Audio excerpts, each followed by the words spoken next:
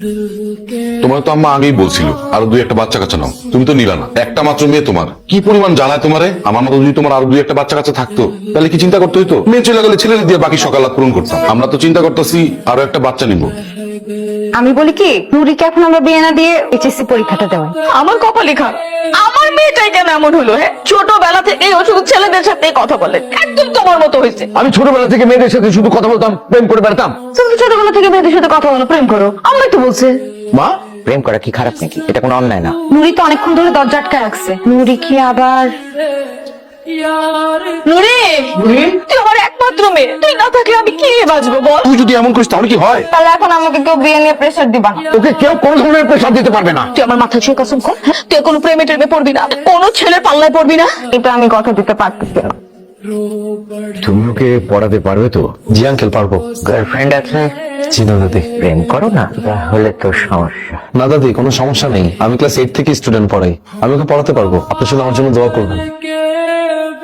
আসসালামু আলাইকুম স্যার। ওয়ালাইকুম আসসালাম। পেরেকটা এখানে কে রাখছে? সো সরি স্যার, আপনি কি ব্যথা পেয়েছেন? আমি চশমা পরি ঠিকই, কিন্তু আমি অন্ধ না। পেরেকটা চেয়ারের উপর যে অবস্থায় ছিল, কেউ যদি না দেখে বসে পড়তো তাহলে তো। আমাদের বাসায় পিচ্ছি পিচ্ছি কাজিনরা আছে তো, ওদেরকে না কন্ট্রোলই করা যায় না। ওরা মনে হয় পাইজলাম করে রেখে গেছে। হতে পারে, এটা ফেলে দাও। আচ্ছা, ম্যাথ তোমার কেমন লাগে? আজকে তো আমাদের প্রথম দিন, আজকে আমরা একটু পরিচিত হই। এই খামের মধ্যে আমার সব জীবন বৃত্তান্ত হয়ে আছে, আমি চলে যাওয়ার পর পড়ে নিই। তাহলে স্যার আমার পরিচয়টা বলি। তোমার সব জীবন বৃত্তান্ত আমি তোমার ফ্যামিলির কাছ থেকে শুনে নিয়েছি। ম্যাথ তোমার কেমন লাগে?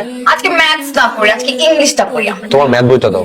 স্যার আমি তোমার টিচার, সো আমি তোমাকে যেভাবে বলবো ঠিক সেভাবেই তোমাকে পড়তে হবে, ঠিক আছে? ম্যাথমেটিক্সটা খুব ইন্টারেস্টিং একটা সাবজেক্ট, বাট প্রত্যেকটা স্টুডেন্ট ম্যাথ কেন ভয় পায় জানো? কারণ তারা ম্যাথমেটিক্সটা। স্যার কি ফেক রে বাবা।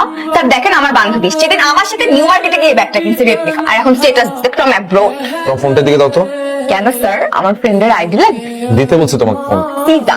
আন্টি, আন্টি, কিছু মনে না করে এটা দিকে আসবেন। জি স্যার। এই ফোনটা আপনার কাছে রেখে দেন, ওর এক্সাম শেষ হওয়ার আগ পর্যন্ত ওকে ফোনটা দিবেন না। মানে কি স্যার, আমার তো যে কোনো ইম্পর্টেন্ট কাজে ফোনটা লাগতে পারে।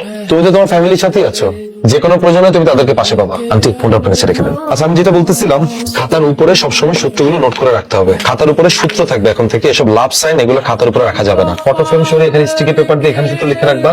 সূত্র লিখো।